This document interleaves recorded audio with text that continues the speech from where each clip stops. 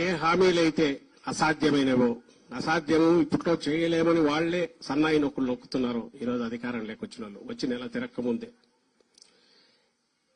రాష్ట్ర ఆర్థిక పరిస్థితి ఘోరంగా ఉందన్న వాళ్లే మరి తెలిసి ఎందుకు అలాంటి అసాధ్యమైన హామీలు ఇచ్చారనేది సమాధానం సంజాయిషి ఇవ్వాల్సిన వాళ్లే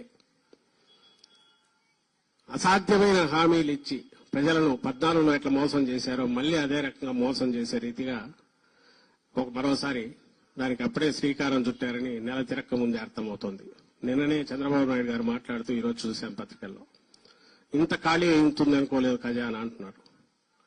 అన్ని ఇప్పుడే కావాలని అందరూ ఆశపడుతున్నారు, మరి కష్టమయ్యేట్టుందని చెప్తున్నారు. మరి 6 నెలల ముందు కూడా ఆయనకు తెలుసు ఇదే సంగతి.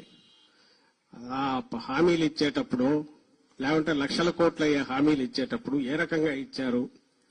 ఇదే హామీల్లో ఒక 10% ఇచ్చినా జగన్మోహన్ రెడ్డి గారు సరిపోయేది కదా అని అనేవాళ్లు కూడా ఉంటారు.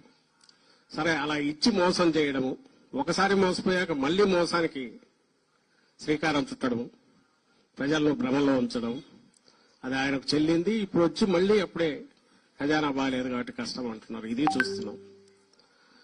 మరోపక్క ప్రజల కోసం రాజకీయ పార్టీలు పనిచేస్తుంటే ఓటమి రాజకీయాల్లో గెలుపోటములు సహజమైనప్పుడు ఆ రోజు జగన్మోహన్ రెడ్డి గారు గత 5 ఏళ్లలో తన పరాని చూడకుండా, కులం చూడకుండా, ప్రాంతం చూడకుండా, పార్టీలు చూడకుండా అందరికీ ఒకే అర్హతే ప్రామాణికంగా ఆయన సంక్షేమ పథకాలు కావచ్చు, ఇంకోటి కావచ్చు ఇవ్వడం, రాష్ట్రాన్ని మొత్తం ఎన్నికలనేవి రాజకీయాలనేవి ఎన్నికల వరకే ఉండాలి, తర్వాత అవి ఉండకూడదు అనుకున్న నాయకుడుగా ఆయన వ్యవహరిస్తే ఈరోజు వచ్చిన రోజు నుంచి రాష్ట్రంలో అరాచకం ఎట్లా సృష్టిస్తున్నారో, ఒక రావణ కాష్టం ఎట్లా చేస్తున్నారో, పని కట్టుకుని వైఎస్ఆర్ కాంగ్రెస్ పార్టీ కోసం పని చేసినా లేదా ఓటు వేసిన వాళ్ళని కూడా వదలకుండా ఎట్లా దాడులు చేస్తున్నారు, వ్యవస్థ మొత్తం ఎట్లా నిర్వీర్యం అయిపోయిందో అది కూడా గమనిస్తున్నాం.